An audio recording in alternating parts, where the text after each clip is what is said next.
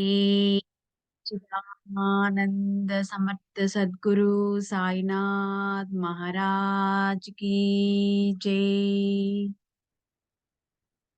అఖిలాండ కోటి బ్రహ్మాండ నాయక రాజాధిరాజ యోగిరాజ పరబ్రహ్మ సాయినాథ్ మహారాజ్ की जय। నమస్కార సాష్టాంగ శ్రీ సాయినాథ, నమస్కార సాష్టాంగ శ్రీ సాయినాథ, నమస్కార సాష్టాంగ శ్రీ సాయినాథ।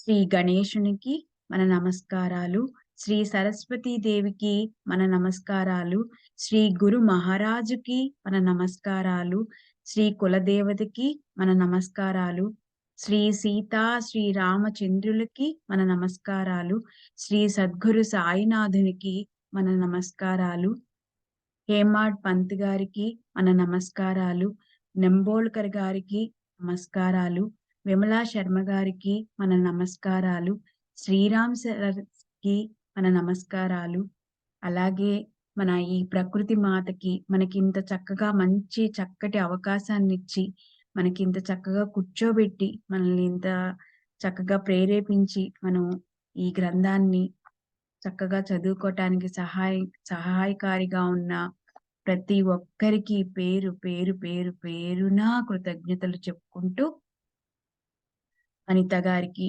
ఎందుకంటే ఈ పుస్తకం ఈ గ్రంథం వారు ఇవ్వకపోతే మనం ఇలా కూర్చుని చదువుకునే వారమే కాదు. వారికి, నారాయణ శర్మ గారికి, ప్రతి ఒక్కరికి పేరు పేరున కృతజ్ఞతలు చెప్పుకుంటూ,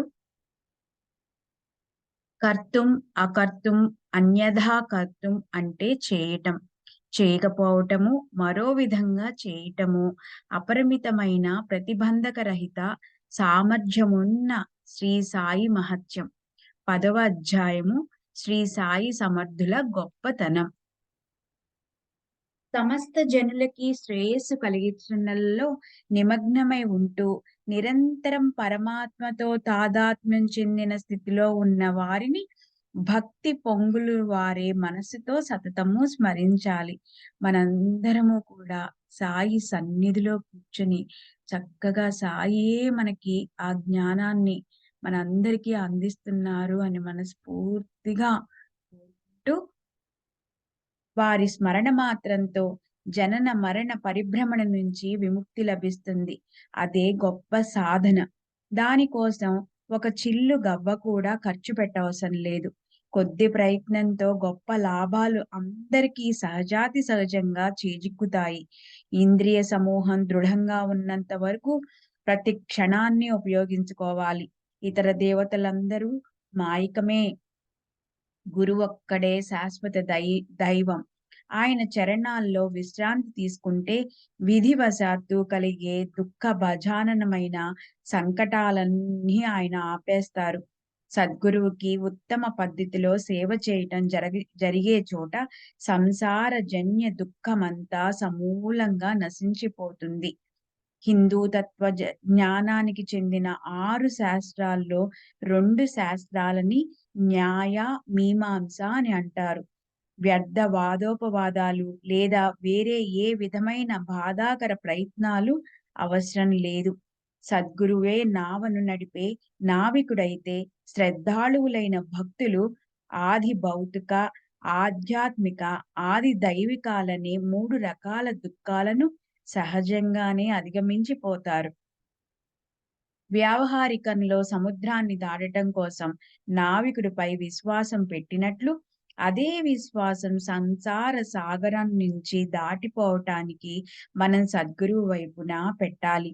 అప్పుడు వారు తమ భక్తుల భావనని, భక్తిని చూసి వారికి పరిపూర్ణ జ్ఞానాన్ని అరచేతిలోనే, అంటే ఉసిరికాయ వలె అవగాహనకు సులభంగా అందేలాగా చేస్తారు.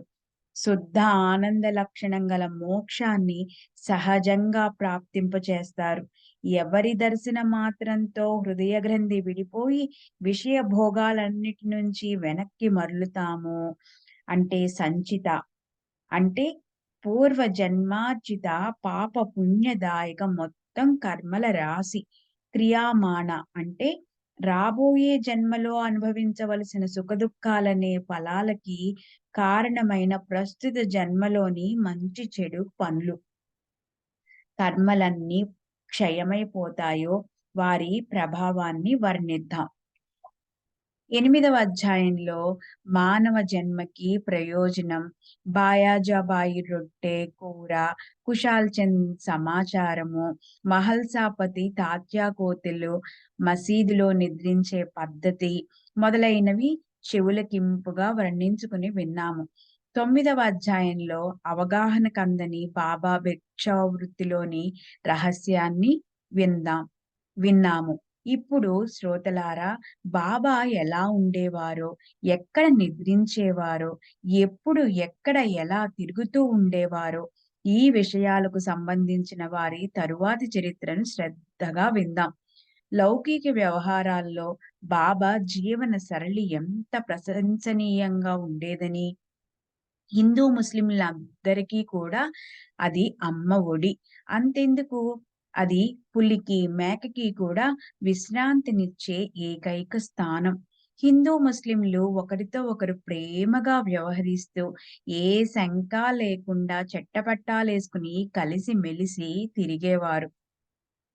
పొట్ట పండగ అంటే ఆహారం గురించిన కథ అయ్యింది.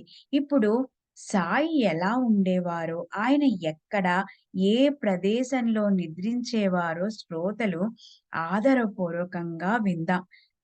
4 మూరల పొడవు, ఒకే ఒక్క జానెడు వెడల్పు ఉన్న చెక్క పలకకి 2 పక్కల పాత గుడ్డ పీలికలు కట్టి, దాన్ని పైకప్పు దూలానికి వ్రేలాడదీసేవారు. ఆ చెక్క పలక మీద బాబా నిద్రించేవారు. కాళ్ళ వద్ద, తల వద్ద ప్రమీదల్లో దీపాలు వెలిగించి పెట్టబడి ఉండేవి. పలక మీద ఎలా ఎక్కేవారో, ఎలా దిగేవారో ఎవరూ చూసెరగరు. బాబా తల వంచి దాని మీద కూర్చునేవారు, లేదా పలక మీద నిద్రించేవారు. అయితే ఆయన పైకెక్కటం లేదా దిగటం అనే ఈ క్రియ ఎవరికీ అర్థమయ్యేది కాదు. అలా గుడ్డ పీలికలతో కట్టబడ్డ పలక బాబా బరువును ఎలా మోయగలిగేది? మహాసిద్ధులు అంటే యోగ, తపశ్చర్య మొదలైన వాటి వల్ల కలిగిన దైవీ శక్తులు 8 రకాలుగా ఉంటాయి. ఆ 8 రకాలేంటంటే అణిమ, మహిమ, గరిమ, లఘిమ, ప్రాప్తి, ప్రాకామ్య, సస్విత్వ, వసిత్వ అనేవి. దగ్గరుండగా పలకనేది కేవలం నామమాత్రమే కదా! కళ్ళల్లో పడిన ఎంతో చిన్న నలకే గుప్తంగా ఉండగలిగినప్పుడు, అణువంత చిన్నగా అయ్యే అలౌకిక సిద్ధులున్న మానవులు హాయిగా గుప్తంగా ఉండలేరా? బాబా కూడా ఈగలు, చిన్న చిన్న క్రిములు లేదా చీమల రూపంతో నిరంతరం సంచరిస్తుంటారు. అ అనిమ సిద్ధి ఎవరింటి దాసి అవుతుందో వారికి దోమ రూపం రావటానికి ఎంత సమయం పడుతుంది? ఎవరు ఆకాశంలోనే ఆధారం లేకుండా మధ్యలోనే ఉండగలరో వారికి చెక్క పలకపై పడుకోవటమనేది ఒక గొప్ప విషయమా? అణిమ, మహిమ, లఘిమ మొదలైన 8 సిద్ధులు, కుబేరుడి మహాపద్మ, పద్మశంఖ ఇత్యాది 9 నిధులు ఎవరి ఎదుట చేతులు జోడించి నిలబడి ఉంటాయో వారికి పలక కేవలం నిమిత్తమే కదా! చిన్న చిన్న పురుగులు, చీమలు, పందులు, కుక్కలు, పశువులు, పక్షులు లేదా మనుషులు, రాజు లేదా బికారి, పెద్ద, చిన్న వీరందర్నీ బాబా సమదృష్టితో చూసేవారు. సాయి మహారాజు బాహ్యానికి షిరిడీలో మాత్రమే ఉన్నట్లు కనిపించేవారు. ఆయన కేవలం 3.5 మూరల శరీరాకృతితో ఉన్నప్పటికీ అత్యంత శుభప్రదము, పవిత్రము అయిన ఆయన అందరి హృదయాల్లోనూ నివసించేవారు. లోపల ఆయన ఎవరితోనూ ఏ విధమైన సంబంధము లేనట్లుగా నిర్వికారంగా లేదా సంసారం నుంచి అలిప్తంగా ఉన్నా కూడా బయటకి ఆయనకి లోకులను ఏమాత్రం చేయాలని ఎంతగానో కోరిక ఉండేది. లోపల ఆయన కోరికలన్నిటిని వదిలేసినప్పటికీ, బాహ్యానికి ఆయనకి భక్తుల పట్ల మోహం ఉండేది. లోపల అత్యంత నిష్కాములైనప్పటికీ, బాహ్యానికి భక్తుల కోసం అత్యంత సకాములుగా ఉండేవారు. లోపల ఆత్మశాంతికి ఆశ్రయ స్థానమైనప్పటికీ, పైకి పరమ క్రోధంతో ఉండేవారు. లోపల పరబ్రహ్మ స్థితిలో ఉన్న పైకి పైశాచిక వృత్తిని ప్రదర్శించేవారు. ఆంతర్యంలో అద్వైతం మీద అపారమైన అభిమానం ఉండి, ఎక్కడా కూడా ఆసక్తి అణువంతైనా లేకపోయినా, బాహ్యానికి జగత్తులోని సమస్త చిక్కుల్లో చిక్కుకున్నట్లు కనపడేవారు.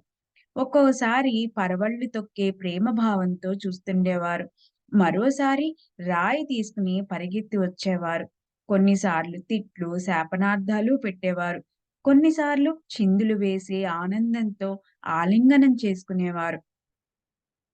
కొన్నిసార్లు ఆయన శాంత, దాంత అంటే తమ మనోవికారాల మీద ఆధిపత్యం సంపాదించటం, ఉపరతి విషయాల నుంచి నివృత్తి, తితిక్షలతో అంటే భరించే శక్తి, సహనశీలత, సదా సమాహితులై సమాధి స్థితి, ధ్యాన నిమగ్నతతో ఆత్మరతులై ఆత్మస్వరూపంలో లేదా ఆత్మానందంలో నిమగ్నత, భక్తుల పట్ల సంతుష్టులుగా ఉండేవారు.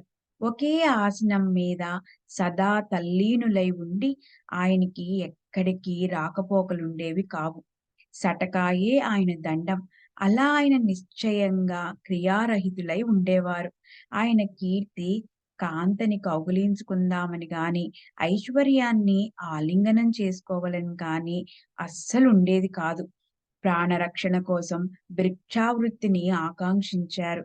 ఆసన, ప్రాణాయామాది సాధనాలతో చిత్తవృత్తిని నిరోధించి కాలాన్ని గడిపేవారు. ఆయన వేషధారణ ప్రత్యక్షంగా ఒకానొక అతి సన్యాసిలాగా ఉండేది. చేతిలోని సటకాయే సన్యాసులు దండం. అల్లా మాలిక్ అనే పదాన్ని ఆయన పదే పదే పలుకుతూ ఉండేవారు. భక్తుల మీద ప్రీతి అఖండంగా ఉండేది. సాయిబాబా లాంటి సగుణమూర్తి మానవ రూపంలో స్పష్టంగా కనిపించే సంపద పూర్వజన్మలో చేసిన పుణ్యం వల్ల మన హస్తగతమైంది. ఆయన్ని మానవుడిగా భావించిన వారు దురదృష్టవంతులు, మందబుద్ధులు. వారి దైవగతి విచిత్రం. వారికి సాయిబాబా అనే ఈ అదృష్టం ఎలా ప్రాప్తిస్తుంది? సాయిబాబా ఆత్మ జ్ఞానానికి ఒక గని. ఆయన శరీరం అణువణువు వికసించిన వెన్నెల రాత్రిల్లాగా ఆనందంతో ఓతప్రోతంగా నిండి ఉండేది. సంసార సాగరాన్ని పూర్తిగా దాటటానికి ఆయన్ని ఆశ్రయించాలి. నిజంగా అది అపారము, అనంతము, పిపీలికాది బ్రహ్మ పర్యంతమూ నిండి ఉన్న అలాంటి ఆ మూర్తీభవించిన నిరంతర అభిన్న పరబ్రహ్మే బాబా. కలియుగం యొక్క కాల వ్యవధి 4,32,000 సంవత్సరాలు. అందులో రమారమి 5,000 సంవత్సరాలు గడిచాక బాబా అవతరించారు. ఇక్కడ బాబా జన్మించిన తేదీ తెలియనప్పుడు ఏ ఆధారంతో దీన్ని నిశ్చయించారని శ్రోతలకు సందేహం కలగవచ్చు. అయితే విచారపూర్వకంగా శ్రద్ధ పెట్టి విందాం. షిరిడీ క్షేత్రంలో తమ నిర్వాణమయ్యే వరకు ఉండాలన్న సంకల్పంతో, క్షేత్ర సన్యాస వృత్తితో అంటే ఒకానొక పుణ్యక్షేత్రంలో నివసించి ఆ క్షేత్రాన్ని సమాధి అయ్యే వరకు వదలకూడదన్న నియమం పెట్టుకున్న సన్యాస వృత్తితో ఉండటాన్ని అలాగని పిలుస్తారనమాట. క్షేత్ర సన్యాస వృత్తి అని పిలుస్తారు. అక్కడ బాబా 60 సంవత్సరాలు గడిపారు. మొదట్లో ఆయన 16 ఏళ్ల వయసున్నప్పుడు షిరిడీలో ప్రకటమైనారు. అప్పుడు ఆయన అక్కడ 3 సంవత్సరాలు ఉండిపోయారు. తర్వాత ఆ మధ్యలో అక్కడి నుంచి ఎక్కడికో వెళ్ళిపోయారు. అంత దూరంలో నిజాం రాజ్యంలో అంటే ఔరంగాబాదు, బీడు, నాందేడు, ఉస్మానాబాదు, షర్భని అనే మరాఠ్వాడా జిల్లాలు స్వాతంత్రానికి ముందు నిజాం రాజ్యంలోకే వచ్చేవన్నమాట. అక్కడే కనిపించేవారు. తర్వాత అక్కడి నుంచి పెళ్లివారి ఊరేగింపుతో కలిసి తిరిగి వచ్చి ఆయన శాశ్వతంగా షిర్డీలోనే ఉండిపోయారు. అప్పుడు ఆయన వయస్సు 20 సంవత్సరాలు. అప్పటినుంచి షిరిడీలో 60 సంవత్సరాలుగా అఖండంగా నివసించారు. అది అందరికీ తెలిసిన విషయమే. 1840 శకం ఆశ్వీయుజ శుద్ధ దశమి నాడు 15 అక్టోబర్ 1918 విజయదశమికి అంటే దసరా శుభముహూర్తంలో బాబా తమ నిజధామానికి వెళ్ళిపోయారు. ఈ ప్రకారంగా బాబా ఆయుఃపరిమితి 80 సంవత్సరాలవుతుంది. కనుక ఆయన జననం సుమారుగా 1760 అయ్యుండవచ్చు అని అంచనా వేసి నిశ్చయించవచ్చు అని అనుకుంటున్నారు. కాలుడి శిరస్సుపై కాలు పెట్టగల మహాత్ముల ఆయుర్దాయాన్ని ఎప్పటికైనా ఎవరైనా నిర్ణయించగలరా? ఈ పని చేయటం చాలా కష్టం. మహాత్ములు సదా తమ నిజ స్థితిలో ఉంటారు. వారికి జనన మరణాలనేది ఉండవు. సూర్యుడికి ఉదయించటం లేదా అస్తమించటం అనేది ఎక్కడా? అతను తన స్థానంలోంచి కించిత్ అయినా కదలక నిరంతరం స్వస్థంగా ఉంటారు. 1603 సంవత్సరంలో సమర్థ రామదాసు స్వామి సమాధి చెందారు. తర్వాత పూర్తిగా 2 శతాబ్దాలు గడిచాయో లేదా ఈ మూర్తి అవతరించింది. భారతదేశ భూభాగాన్ని ముస్లింలు ఆక్రమించారు. హిందూ రాజులు పరాజయం పాలయ్యారు. భక్తి మార్గం రిక్తమైపోయింది. ప్రజలు ధర్మాన్ని దూరం చేసుకున్నారు. అప్పుడు సమర్థ రామదాసు జన్మించారు. శివాజీని చేతిలో పెట్టుకుని ముసల్మానుల నుంచి రాజ్యరమని రక్షించి గోబ్రాహ్మణులను సంరక్షించారు. తర్వాత పూర్తిగా 2 శతకాలు కూడా గడవకముందే గతకాలపు చీకటి ఛాయలు పైకెగబాకాయి. హిందూ ముస్లమానుల కలహాలు చెలరేగాయి. అప్పుడు సాయిబాబా ఆ కలహాలను కాలరాశారు. ఆయన రాముడు, రహీము ఒక్కటే. వారిలో అణువంతైనా తేడా లేదు. మరలాంటప్పుడు భక్తులు మొండి పట్టుదల పెట్టుకుని ఒకరితో ఒకరు శత్రుత్వంతో ఎందుకుండాలి? మీరంతా ఎంత మూర్ఖులు! హిందూ, ముసల్మాన్లు సత్సంబంధాలు ఏర్పరచుకోండి. మనస్సులో చక్కని ఆలోచనలకు చోటివ్వండి. అప్పుడే అవతలి తీరానికి అనాయాసంగా చేరుకుంటాము. వాద వివాదాలు మంచిది కావు. ఎవరితోనూ పోటీ పడకండి. నిరంతరం మీ శ్రేయస్సు గురించే శ్రమించండి. నిరంతరం మనందరి శ్రేయస్సు గురించే శ్రమించండి. అప్పుడు అక్షరుడైన శ్రీహరి మనల్నందరినీ రక్షిస్తాడు. యోగము, యాగము, తపస్సు, జ్ఞానము ఇవన్నీ హరిని ప్రాప్తింపచేసుకునే సాధనలు. ఇన్ని మన హస్తాల్లో శస్త్రాల్లాగా ఉన్నా హృదయంలో హరి లేకపోతే జీవనం పావనం కాదు, వ్యర్థమవుతుంది. ఎవరైనా ఏదైనా అపకారం చేసినప్పటికీ మనం దానికి ప్రతీకారం తీర్చుకోనక్కర్లేదు. చేయటం చేతనైతే వారికి ఉపకారం చేయటమే దానికి పరిష్కారం. బాబా చేసే ఉపదేశ సారం అలా ఉండేది. ఉత్తములు, నీచులు, స్త్రీలు, శూద్రులు వీరందరికీ సరిసమానంగా స్వార్థం కోసము అలాగే పరమార్థం కోసం కూడా ఇదే శ్రేయస్కరమైన చక్కని సరళ మార్గం అని బాబా చెప్తుండేవారు. స్వప్నంలోని రాజవైభవం మేల్కొనగానే ఎలా వ్యర్థమవుతుందో, అలాగే ఈ సంసారం పూర్తిగా మిథ్య అని బాబా అభిప్రాయం. దేహము, సుఖదుఖాలు నిజం కావు అని అలా సంసారంలోని స్థితి ఆయనకు తెలిసి ఉండేది. ఆత్మానుసంధానంతో స్వప్న భ్రమలను తొలగించి ఆయన ముక్తిని సాధించారు. శిష్యుల బద్ధత చూసి ఆయన మనస్సు వ్యాకులం చెందేది.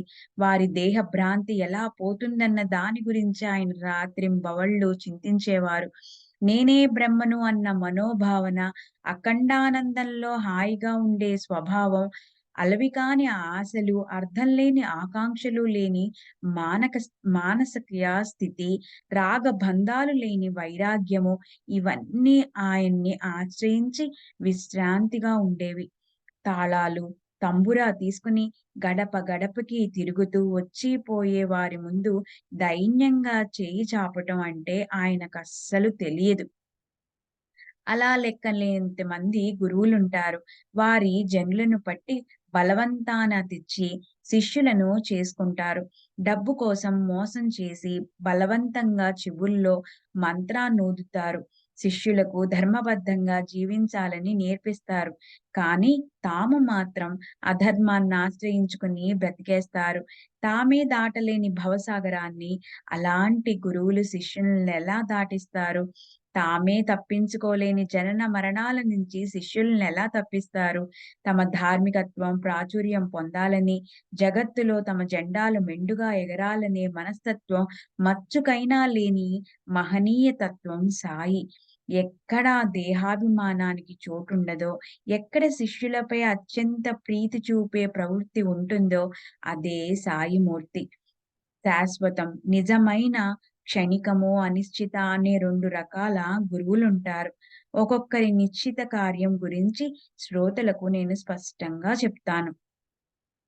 సాత్విక వృత్తి, దయ అంటే సాత్విక వృత్తి అంటే దయ, దానం, సత్యం, శాంతి ఇత్యాది గుణాల రాశితో పరిపూర్ణులుగా చేయటం, అంతఃకరణను శుద్ధి చేయటం, మోక్ష మార్గానికి తేవటం ఇవే అనియత గురువులు చేసేది.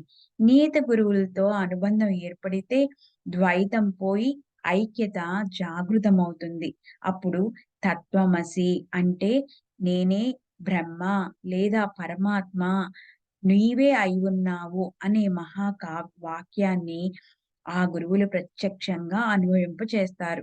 అలాంటి గురువులు అఖిల విశ్వంలో నిర్గుణ రూపంతో స్థితులై ఉంటారు. వారు భక్తుల హితం కోసం దేహాన్ని ధరించి తమ అవతార కార్యం సమాప్తి కాగానే తిరిగి వెళ్ళిపోతారు.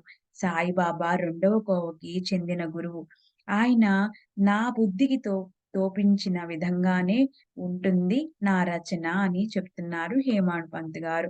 జగత్తులో అలవాటుగా ఉండే వ్యావహారిక విద్యలకు అనేక మంది గురువులుంటారు. ఆత్మ సాక్షాత్కారాన్ని కలిగించే వారే సద్గురువులు. సంసార సాగరాన్ని సులభంగా దాటగలించేవారు సమర్థ సద్గురువు.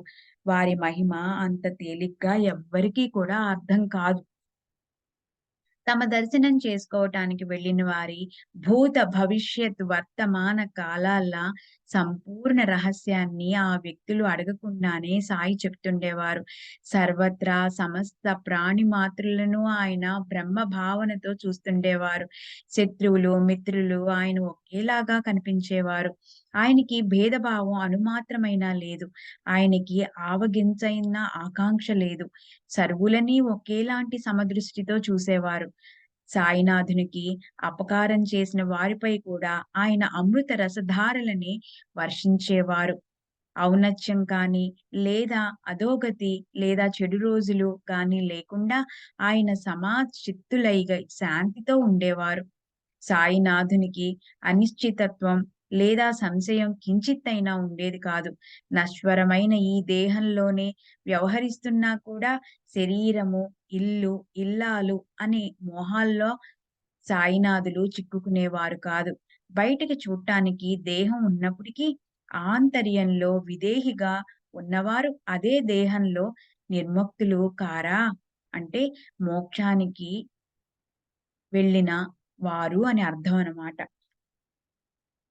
షిరిడీ ప్రజలు ధన్యులు. సాయియే వారికి పూజనీయ దైవం. తింటున్నా, త్రాగుతున్నా, నిద్రిస్తున్నా వారికి సాయి చింతనే ఉండేది. వారి ప్రేమ ధన్యాతి ధన్యం. కళ్ళల్లో కానీ, ధాన్యం కంకులను తూర్పార పెట్టే పొలంలోని ప్రదేశాన్ని కళ్ళం అంటారనమాట. కళ్ళం కాదు కళ్ళం. పెరట్లో గాని పనిచేస్తున్నా, ధాన్యం దంచుతున్నా, విసురుతున్నా లేదా మట్టి కుండల్లో కవ్వంతో వెన్న కోసం పెరుగు చిలుకుతున్నా బాబా మహిమలనే వారు గానం చేసేవారు. కూర్చున్నప్పుడు, భోజనం చేస్తున్నప్పుడు, నిద్రిస్తున్నప్పుడు వారు బాబా నామాన్ని అఖండంగా జపిస్తుండేవారు. వారికి బాబా తప్ప మరో దైవం ఎన్నడూ గుర్తుండేవాడు కాదు. ఆ స్త్రీల ప్రేమ ఎంత గొప్పది! ఆ ప్రేమలో జాలువారే మమతల మాధుర్యం ఇంకా ఎంత గొప్పది! స్ఫటికంలా స్వచ్ఛమైన శుద్ధ ప్రేమే కావ్యాన్ని రచించగలదు. వేదోపనిషత్తులను ఉపాసన పట్టిన విద్వత్తు కాదు. అణువంత అక్షర జ్ఞానం లేకపోయినా కూడా సాధారణ సరళ భాష నుంచే సహజంగా కవిత్వం తళుక్కుమంటుంది. జ్ఞానులు తలలూపుతారు కూడా. నిజమైన ప్రేమను ఆవిష్కరించగలిగినదే నిజమైన కావ్యం అనిపించుకుంటుంది. ఆ శ్రీల శబ్దాల్లోకి శ్రోతలు తొంగి చూడాలి. సాయిబాబా ఇచ్చ ఉంటే ఆ కవితలను పూర్తిగా సేకరించగలుగుతాం. అది ఓ అధ్యాయమై ఆ కవితలను వినాలన్న శ్రోతల ఇచ్చ నెరవేరుతుంది. సాయిబాబా నిజానికి నిరాకారులైన భక్తులపై కృప చూపటం కోసం సాయి అనే రూపంతో ప్రకటమైనారు. ఆయన్ని గుర్తించాలంటే దేహాకారంలో దూరం అవ్వాలి. మనసులోని కామ, క్రోధాల్లాంటి క్షబ్ద వృత్తులు నశింపచేసుకోవాలి. భక్తి భావం పరవళ్ళు తొక్కుతూ ప్రవహించాలి. భక్తుల పుణ్యం పరవశిస్తూ ఫలించినప్పుడు, ప్రాప్తకాలం పరుగులతో వచ్చినప్పుడు అది ఏకత్రమై సాయి రూపంతో షిరిడీలో సంపూర్ణంగా మొలకలతో పులకించి ఫలించింది. వర్ణించలేని వారిని వర్ణించటం కోసం చెప్పగల శక్తి వచ్చింది. జన్మలేని వారికి నిజమైన జన్మ లభించింది. ఆకారం లేని వారికి మూసలో పోసి తయారు చేసిన మూర్తి యొక్క కరుణ రసం అనే ఆకృతి లభించింది. సాయిబాబా మూర్తి యశవంతము, శ్రీమంతము, వైరాగ్యయుక్తము, జ్ఞానవంతము, ఐశ్వర్యయుక్తము, ఔదార్యయుక్తము అలా 6 గుణాలతో అది పరిపూర్ణము. బాబా నిశ్చయం విలక్షణమైనది. స్వతహాగా సంగ్రహించబడిన ఆకారం లేని ఒక వస్తువు భక్తుల మీద అనుగ్రహం చూపటానికి దేహాన్ని ధరించింది. అపార కృపామృత రసధారలను కుంభవృష్టిలాగా కురిపించే ఆయన స్వభావాన్ని ఎవరమని ఎంతని చెప్పగలము? భక్తుల ప్రేమను ఆయన స్వయంగా గెలుచుకున్నారు. లేకపోతే ఆయన ఆశ్రయం ఎవ్వరికీ లభించేది కాదు. వాగ్దేవత కూడా మాట్లాడటానికి సాహసించని, చెవులు కూడా వినటానికి సిగ్గుపడే మాటలను భక్తుల శ్రేయస్సు కోసం సాయిబాబా పలికేవారు. ఆ మాటలను చెప్పటం కంటే మౌనంగా ఉండటం మంచిది. అయితే కర్తవ్యాన్నించి తప్పిపోకూడదని అవి చెప్పవలసి వస్తోంది. ఎవరో ఒక భక్తునితో బాబా ఎంతో వినయంగా ఇలా అన్నారు. "నేను మీ దాసుణ్ణి. మీకు రుణపడ్డాను. మీ దర్శనానికే నేనొచ్చాను. మీ పాదాలు నాకు లభించాయి. ఇది కేవలం మీ కృపే. మీ మలంలో నేను పురుగుని. అందుకే నేను సృష్టిలో ధన్యుణ్ణి." బాబాకి ఎంతటి అణకువ, నమ్రతతో ఉండటంపై ఎంతటి కోరిక, ఎంతటి గొప్ప అభిమాన రాహిత్యం, ఎంతటి వినయశీలత! పైన బాబా అన్న మాటలు వాస్తవం కనుక చెప్పాను. ఎవరికైనా ఇవి అసమంజసం అనిపిస్తే నేను నా కొంగు చాపుతున్నాను. క్షమాభిక్షను కోరుతున్నాను. వాణి అందువల్ల కలుషితమైతే ఇవి వినటం వల్ల పాపం చుట్టుకుంటే సాయి నామాన్ని పదే పదే స్మరిద్దాం. అప్పుడు మన అందరి దోషాలు కూడా దూరమవుతాయి. మన జన్మ జన్మల తపశ్చర్యకి ఫలమే స్వచ్ఛమైన సాయి కృప. దప్పిక కొన్న వారికి చలివేంద్రంలాగా ఈ సాయి కృపామృత వర్షం మనకి సుఖదాయిని. బాబా జిహ్వతో రుచిని తీసుకుంటారని, అలా ఒకవేళ అందరికీ అనిపించినప్పటికీ, ఆయనకి తామేం తింటున్నారో ఆ స్పృహే ఉండేది కాదు.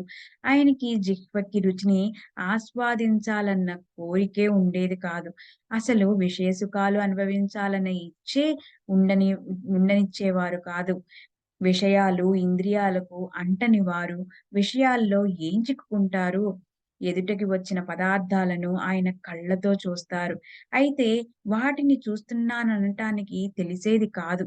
చూడటం అన్న గుర్తే ఉండేది కాదు.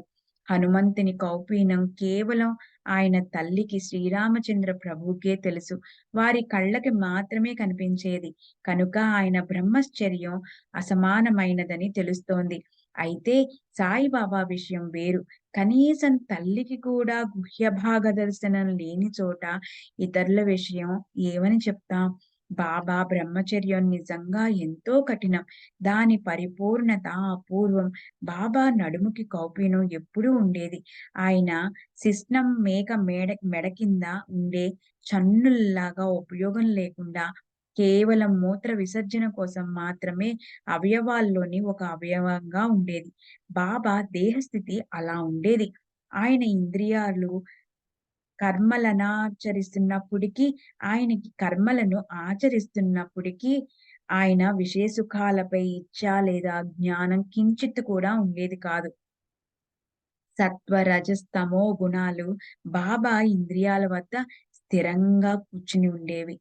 బాబా వ్యవహారాల్లో కర్తృత్వం కనిపించినప్పటికీ వాటి పట్ల బాబాకి అణుమాత్రమైన ఆసక్తి ఉండేది కాదు.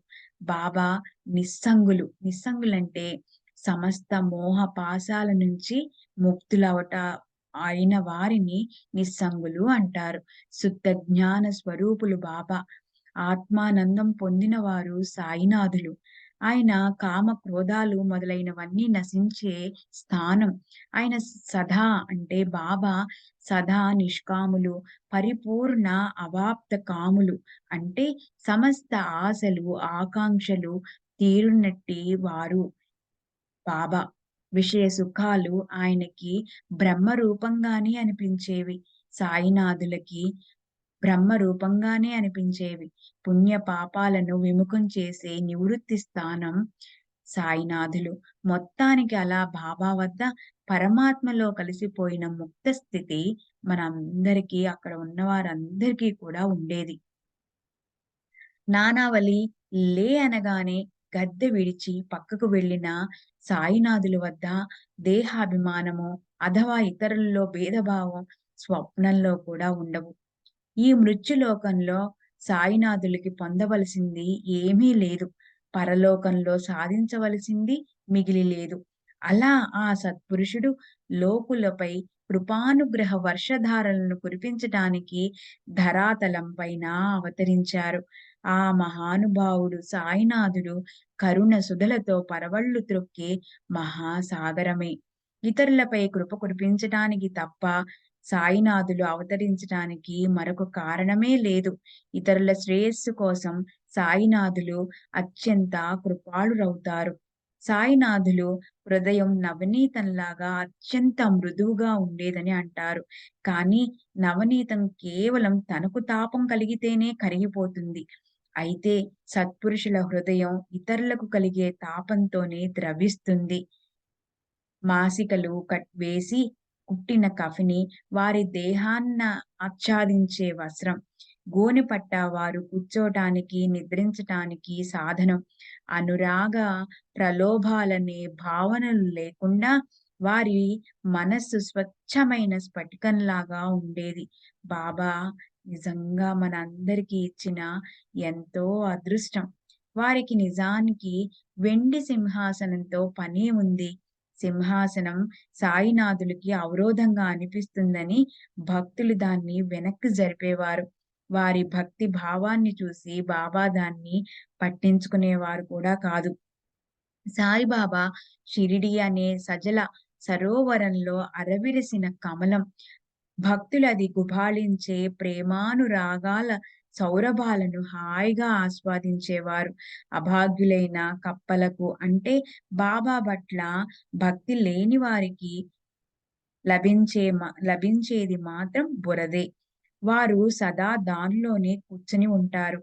బాబా ఎవరికి ఏ విధమైన యోగాసనాలు కానీ, ప్రాణాయామము లేదా ఇంద్రియ దమనము చేయమని చెప్పలేదు.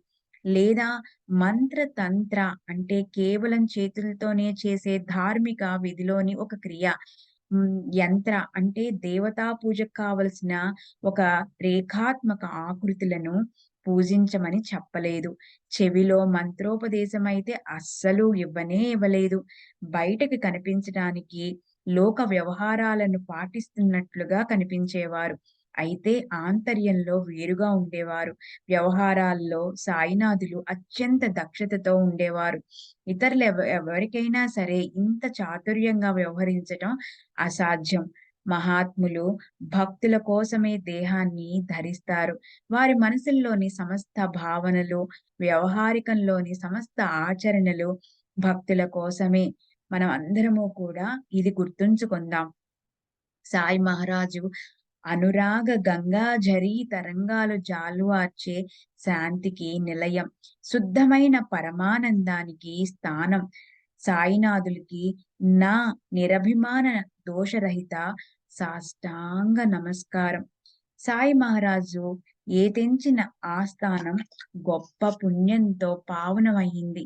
పూర్వజన్మలో మంచి కర్మలు పోగు చేసుకోపోతే ఇలాంటి నిధి దొరకటం దుర్లభం మనందరికీ కూడాను. శుద్ధ బీజాచియా పూటి ఏతి ఫళే రసాల్ గోమటి. శుద్ధమైన గింజల్లో రసభరితమైన మంచి ఫలాలు వస్తాయి అన్న సామెతకి అనుభవాన్ని షిరిడీలో ప్రజలు పొందారు. సాయినాథులు హిందువు కాదు, ముస్లిము కూడా కాదు. సాయినాథులకి ఆశ్రమం హిందూ ధర్మంలో శాస్త్రాలు నిర్దేశించిన బ్రహ్మచర్యం, గృహస్థాశ్రమం, వానప్రస్థం, సన్యాసాశ్రమం అనే 4 ఆచార ధర్మాలు లేనే లేవు. వర్ణం లేదు. హిందూ సమాజంలోని బ్రాహ్మణ, క్షత్రియ, వైశ్య, శూద్రులనే 4 జాతులు అయినప్పటికీ ఆయన అంటే సాయినాథులకి సుఖదుఖాలు, ఉద్యోగాలు, ఘోర చింతలు వీటితో నిండిపోయిన సంసారాన్ని సమూలంగా సర్వనాశనం చేసేవారు. అందమైన ఆధ్యాత్మిక భావ చిత్రం లాంటి బాబా చరిత్ర జగత్తంతా విస్తరించిన ఆకాశంలాగా అనంతం, అపారం, గహనం. అది తెలుసుకోవటం సాయినాథులకు తప్ప ఎవ్వరికీ సాధ్యం కాదు. చిత్తం పని చింతన చేయటమే. చింతన చేయకుండా అది ఒక్క క్షణం కూడా ఊరికే కూర్చోదు. దానికి విషయాలనిస్తే అది విషయ చింతన చేస్తుంది. గురువునిస్తే గురువు చింతన చేస్తుంది. కనుక ఇంద్రియాలన్నిటినీ కేవలం చెవుల్లో నింపుకొని సాయి గురువు మహత్తును వింటుంటే అది సహజంగా జరిగే సాయి స్మరణ, కీర్తన, భజన అవుతాయి. మళ్ళీ ఇంకొకసారి చదువుకుందాం. ఇది చాలా బావుంది. చిత్తం పని చింతన చేయటమే. చింతన చేయకుండా అది ఒక్క క్షణం కూడా ఊరికే కూర్చోదు. దానికి విషయాలనిస్తే అది విషయ చింతన చేస్తుంది. అలాగే గురువునిస్తే గురు చింతన చేస్తుంది. కనుక ఇంద్రియాలన్నింటినీ కేవలం చెవుల్లో నింపుకొని సాయి గురువు మహత్తుని వింటుంటే అదే సహజంగా జరిగే సాయినాథుని స్మరణ, కీర్తన, భజన అవుతాయి. నన్ను క్షమించండి మళ్ళొక్కసారి చదివినందుకు. పంచాగ్ని సాధన అంటే 4 దిశల్లో 4 అగ్నులను వెలిగించి రోజంతా ఎండలో కూర్చొని చేసే కఠిన తపశ్చర్య. యజ్ఞ, యాగ, మంత్ర, తంత్ర, అష్టాంగ యోగ నియమాలను ప్రయోగం కేవలం బ్రాహ్మణులకే సాధ్యమవుతుంది. ఇతరులకు దాంతో ఉపయోగమేమిటి? సత్పురుషుల కథలు మాత్రం అలా కాదు. అవి అందరినీ సరిసమానంగా చక్కటి మార్గంలో పెడతాయి. ప్రపంచం గురించిన లేదా రాబోయే జన్మ గురించిన భీతి అనే దుఃఖాన్ని దూరంగా తరిమివేస్తుంది. మనకి పరమార్థాన్ని అంటే మోక్షాన్ని దర్శింపచేస్తుంది.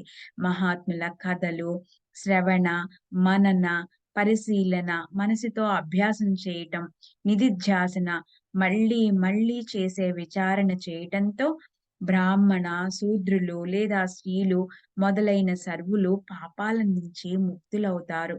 ఈ జగత్తులో ఎక్కడైనా సరే ప్రేమంటూ లేని మానవులుండటం సాధ్యం కాదు. కొందరికి కొన్నిటి మీద, కొందరికి మరికొన్నిటి మీద ఇలా ప్రేమ వేరు వేరు చోట్ల వేరు వేరుగా ఉంటుంది. కొందరికి ప్రేముండే స్థానం సంతతి అయితే, కొందరికి ధన సంపత్తి మీద, మరికొందరికి శరీరం మీద, మరికొందరికి ఇల్లు, భార్య, మాన సన్మానాలు, కీర్తులలో ఉంటే, కొందరికి విద్యా ప్రాప్తిలో ఉంటుంది. ఇలా ప్రేమ విషయ సుఖాల వద్ద ఉంటుంది. దాన్నంతా కలిపి హరిచరణాలనే మూసలో పోస్తే అదప్పుడు భక్తి రూపంతో ప్రకటమవుతుంది.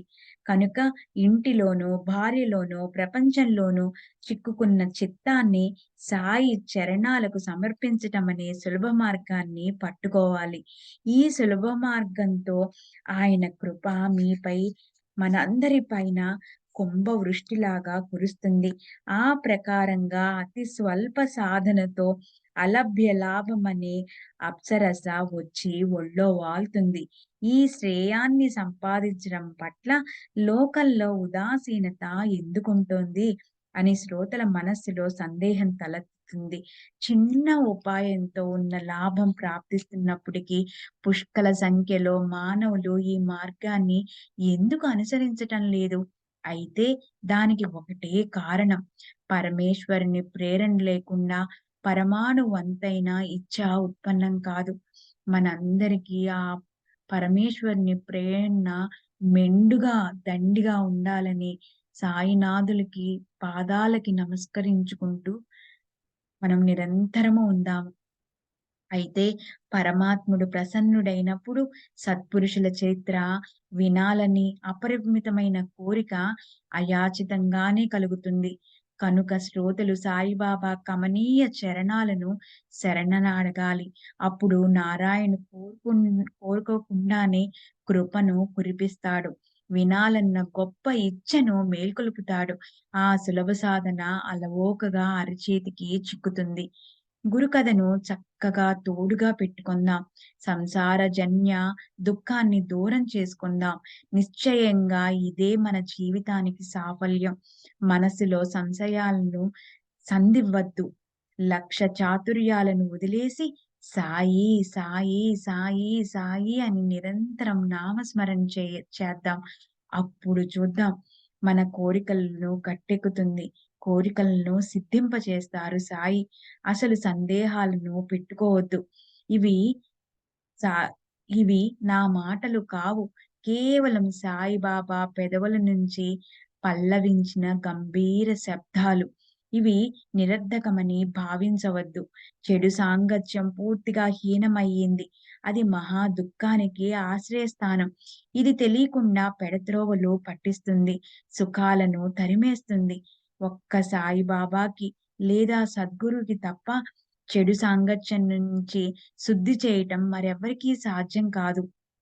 దయను వర్షించే గురుముఖతః వెలువడిన గురువచనాలను ఓ భక్తులారా విచారపూర్వకంగా మదిలో పదిలం చేసుకోండి. అప్పుడు చెడు సాంగత్యం చెప్పకుండా పలాయనమైపోతుంది. ఈశ్వరుడు రచించిన సృష్టిలోని వివిధ రూపాలు కళ్ళల్లో నిండినప్పుడు సౌందర్య పిపాసి అయిన మానవుడి మనసు వాటితో తాదాత్మ్యం చెందుతుంది. అయితే అదే దృష్టి వెనుక తిరిగినప్పుడు అది సాధు సత్పురుషుల సాంగత్యంలో తాదాత్మ్యం చెందుతుంది. సత్సంగానికంటే మహిమ ఉందంటే అది దేహాభిమానాన్ని సమూలంగా పెకిలించి వేస్తుంది. కనుక సత్సంగం తప్ప మరో సాధన వెతికి చూసినా కూడా కనిపించదు. సతతము సచ్చీలుతో సహజీవనం సాగించాలి. ఇతరుల సహవాసం ఎప్పటికీ దోషయుక్తమే. మంచి వారితో మనుగడ ఏ రకమైన దోషాలు లేకుండా అణువును శుద్ధంగా, స్వచ్ఛంగా ఉంచుతుంది. సత్సంగం దేహంలోని ఆసక్తిని అణిచివేస్తుంది. దానికెంతటి ప్రబల శక్తి ఉందంటే, ఒకసారి సత్సంగం మీద ప్రేమ ఉత్పన్నమైందనుకుంటే, ప్రాపంచిక బంధనాలు తెగిపోయి, ముక్తి కాంత ముద్దులొలుకుతూ ముంగిట వాలుతుంది. అదృష్టవశాత్తు సత్సంగం లాభం కలిగిందంటే, ఏ రకమైన కొరత లేకుండా సంపూ సంపూర్ణమైన బోధ సహజంగా సంప్రాప్తిస్తుంది. అదే క్షణంలో చెడు సాంగత్యంపై కోరిక పైకి ఎగిరిపోతుంది. సమస్త ఆసక్తుల నుంచి విడివడి మనస్సు అక్కడ రమిస్తుంది. పారమార్థిక మార్గంలో ప్రవేశం కలగటానికి విషయాల పట్ల విరక్తి ఒక్కటే ఉపాయం. సత్సంగం మీద కోరిక పెట్టుకోకపోతే సస్వరూపం చిరునామా దొరకదు. సుఖాన్ని తరుముతూ దాని వెనక దుఃఖం వస్తుంది. దుఃఖాన్ని దూరం చేస్తూ దాని వెనుక సుఖము వస్తుంది. జీవుడు సుఖసుందరికి అదే పనిగా ఎదురుగా వెళ్తాడు. అతనే దుఃఖం నుంచి దూరంగా పారిపోతాడు. ఎదురు వెళ్ళినా లేక పారిపోని జరగవలసింది మాత్రం జరిగే తీరుతుంది. ఈ 2 అనుభవాల నుంచి ఒక్క సత్పురుషులు సహవాసమే మనలను ముక్తులను చేయగలదు. సత్సంగం వల్ల దేహాభిమానం దగ్ధమైపోతుంది. సత్సంగం వల్ల జనన, మరణ, పరిభ్రమణ శుభ్రంగా తప్పిపోతుంది. సత్సంగం వల్ల చేతన ఇచ్చే మూలశక్తితో అంటే పరమాత్మతో తాదాత్మ్యత కలుగుతుంది. హృదయ కంది పటేలున వీడిపోతుంది. సత్పురుషులతో సమాగమం ఒక్కటే సద్గతిని లభింపచేసి సమస్త పాపాల నుంచి ముక్తులను చేస్తుంది. సత్పురుషులను అనన్యంగా శరణంటే మనకు శాశ్వతమో లేక శాంతి చేతికి చిక్కుతాయి. ఎన్నడూ దైవనామాన్నుచ్చరించని వారు, దైవానికి ఎన్నడూ నమస్కరించిన వారు, దైవం పట్ల భక్తి లేనివారు, దైవ భజనైనా చేయని వారు, అలాంటి వారి మనస్సుని దైవం వైపు మరల్చడానికి గొప్ప సత్పురుషులు అవతరిస్తారు. గంగా, భాగీరథి, గోదావరి, కృష్ణవేణి, కావేరి, నర్మదా నదులు సాధువుల చరణ కమలాలను కోరుకుంటాయి, ఆశపడతాయి. వారు తమ వద్దకు స్నానం కోసం ఎప్పుడొస్తారా అని ఎదురుతన్నులుగా చూస్తూ ఉంటాయి. ఈ నదులు జనుల పాపాలను స్వయంగా ప్రక్షాళనం చేస్తాయి. అయితే వాటి వద్ద పోగైన సమస్త పాపాలు కూడా సాధువుల చరణ స్పర్శ లేకుండా నశించవు. గత జన్మల అదృష్టం ఫలించటం వల్ల సాయి మహారాజు చరణ విందాలు ప్రాప్తించాయి. జనన మరణాలు తమ స్థానంలోనే ఉండిపోయాయి. భయమంతా నశించిపోయింది. సజ్జన శ్రోతలారా, ఇప్పటి వరకు విన్న విషయాన్ని మననం చేసుకుని నిధిధ్యాస చేసుకుందాం. కొంచెం విశ్రాంతి తీసుకుందాం. అప్పుడు తర్వాత నిరూపణ ముందుకు సాగుతుంది. హేమాండ్ పంతు సాయిని శరణన్నాడు. మనమందరము కూడా శరణు కోరుకుందాం. అతనిలా అంటున్నాడు, నేనైతే సాయికి పాదరక్షని. కథను సదా వర్ణిస్తూ సుఖ సంపన్నుడవుతున్నాను. మనోహరము, సుందరము అయిన బాబా ధ్యానం ఎంత ఉత్తమం! మసీదు చివర నిలబడి భక్తులకు శ్రేయస్సు కలిగించాలన్న కారణంతో సాయినాథులు ఒక్కొక్కరికి విభూతి ఇస్తుండేవారు. ఈ జగత్తు మిథ్య, అబద్ధం అని ఎవరికి తెలుస్తుందో, బ్రహ్మానందంలో ఎవరు సదా రమిస్తూ ఉంటారో, ఎవరి మనస్సు అరువిరిసిన సుమబాలలు సతతము నవనవలాడుతూ ప్రఫుల్లితమై ఉంటుందో, అలాంటి సాయినాథులకి సాష్టాంగ నమస్కారాలు. కళ్ళకి జ్ఞానమనే కాటుక పెట్టుకుని బ్రహ్మ జ్ఞానాన్ని శోధించే అంతటి మహిమాన్వితులైన సాయినాథులకి సాష్టాంగ నమస్కారం. రాబోయే అధ్యాయం దీనికన్నా బాగుంటుంది. చెవుల ద్వారాగా ఎదలోకి ఎగబాకి హృదయ మందిరంలోని మాలిన్యాన్ని మటుమాయం చేసి పవిత్రం చెయ్యాలని మనస్ఫూర్తిగా సాయినాథులకి సాష్టాంగ నమస్కారాలు తెలియచేసుకుందాం. సర్వులకి శుభమస్తు. ఈ ప్రకారంగా సత్పురుషులు, సజ్జనులు ప్రేరణ చేసిన భక్త హేమాండ్ పంతు రచించిన శ్రీ సాయి సమర్థుల సత్య చరిత్రలోని శ్రీ సాయి సమర్థ మహిమ అను పేరు గల 10వ అధ్యాయము ముగిసింది. శ్రీ సద్గురు సాయినాథార్పణమస్తు. శుభం భవతు. సాయినాథుని సన్నిధిలో మనం అందరము ఇంత చక్కని సమయాన్ని పెట్టి మనం ఎంతో జ్ఞానాన్ని చక్కగా తెలుసుకునేలాగా చేస్తున్న సాయినాథులకి శ్రీ సచ్చిదానంద సమర్థ సద్గురు సాయినాథ్ మహారాజ్ की జై. అఖిలాండ కోటి బ్రహ్మాండ నాయక రాజాధిరాజ యోగిరాజ పరబ్రహ్మ సాయినాథ్ మహారాజ్ की జై. నమస్కార సాష్టాంగ శ్రీ సాయినాథ. నమస్కార సాష్టాంగ శ్రీ సాయినాథ. నమస్కార సాష్టాంగ శ్రీ సాయినాథ.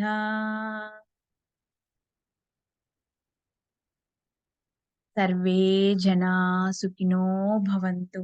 లోకా సమస్తా సుఖినో భవంతు. ఓం శాంతి శాంతి శాంతి శాంతి.